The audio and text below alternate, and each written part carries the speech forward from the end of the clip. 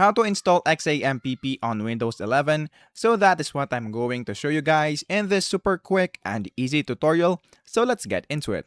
So the first thing that we need to do right here is to, of course, open our browser. And then once you're now on your browser, on the search bar, just search for XAMPP download and then click enter. Once you click enter right there, make sure that you click this website right here, which is apachefriends.org. So click the download link right here. And then once you do that, you will be redirected into this page. Now, what we're going to do next is to download the latest XAMPP for Windows, which is right here. So just click the download button right here. And then once you click that, just wait for the download to pop up right here, which is right here. And then let's click save right there. And then let's wait for it to finish. Once it is downloaded, just click open file right there. Once you click that, let's go here on our desktop and then you will see this warning.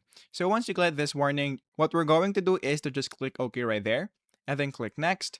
After that, click next again and then click next again and then click next again.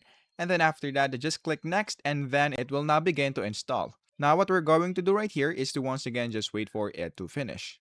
Now, once it is installed, just click this "Do you want to start the control panel now?" and then click finish. Once you do that, just wait for the control panel to start up right here. And then once you're now here, the next thing that we need to do is to just click this start for Apache and then of course for the MySQL. So click that start right there. Once you do that, if we go right here on our browser and then search for localhost and then click enter, you will now be redirected into this website and then just click phpMyAdmin. Once you click that, you will now have access to phpMyAdmin database. So that is basically it. That is how easy it is. That is how to install XAMPP on Windows 11.